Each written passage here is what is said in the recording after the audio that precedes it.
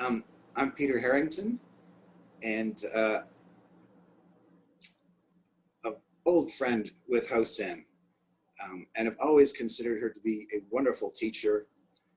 Hosen and I probably first met when we didn't even know each other in some retreat, probably in the 80s. We were probably sitting there side by side in a retreat situation. And but it wasn't until years later, when Susan and I came to the village, that we got to know Hosen.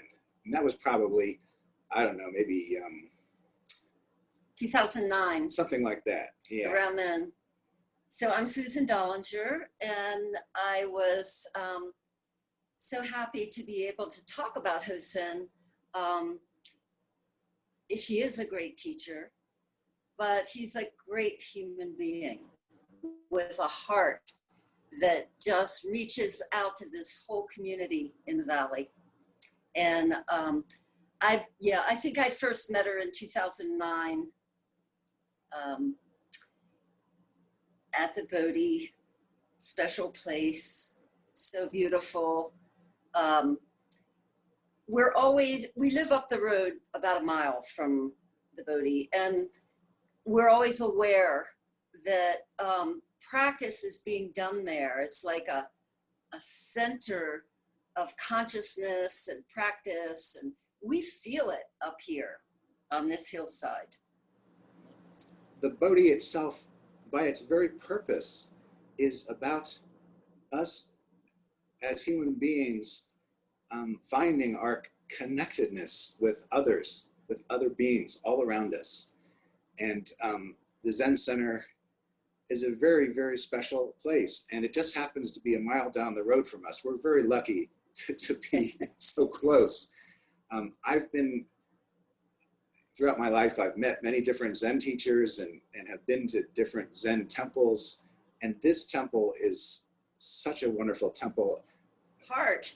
Yeah. What a heart this Yeah. center has, and invites everyone in. Hosen includes everyone. How many events have happened there? The hot springs, the heart of the place is practice. So we feel that. She's been through it herself, and that's very clear. She's an example of the teachings. Compassion, active in the community. Yes, when you meet Hosen, when you get to know Hosen, she's just a friend to all. And the beauty of her being is just her simple expression of her practice of Zen Buddhism. As I mentioned before, I first came to the Bodhi in the 80s and probably did a few small retreats there. Years later, Susan and I, when we got to know each other, we would come here to Amos Springs and go camping, and then we would visit the Bodhi again. And for me, when I returned to the Bodhi and walked into the Sutra Hall, the tears were just rolling down my face to be back here again and to do 3 prostrations in front of the altar had a very deep and wonderful meaning for me. Yeah.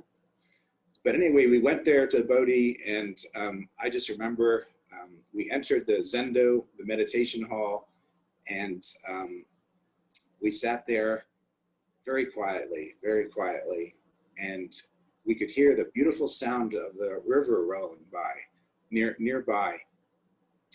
And anyone that sits in the Zendo will have this experience.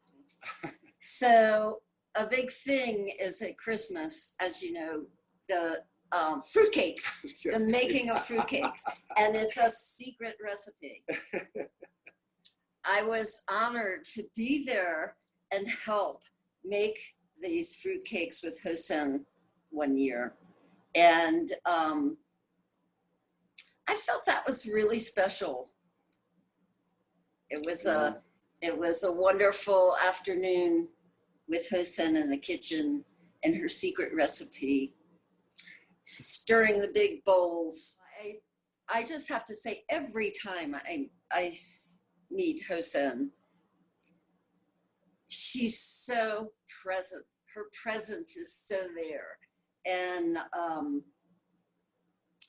such joy in being together. She exudes joy. We have this moment here now to say thank you so much. Thank you so very much, all of you that are at the Zen Center right now practicing, and we love you, and thank you so much, Hosen. You are just a beautiful gem, and thank you. We're so thankful. Yeah, just so thankful to be a mile down the road from you. Yeah.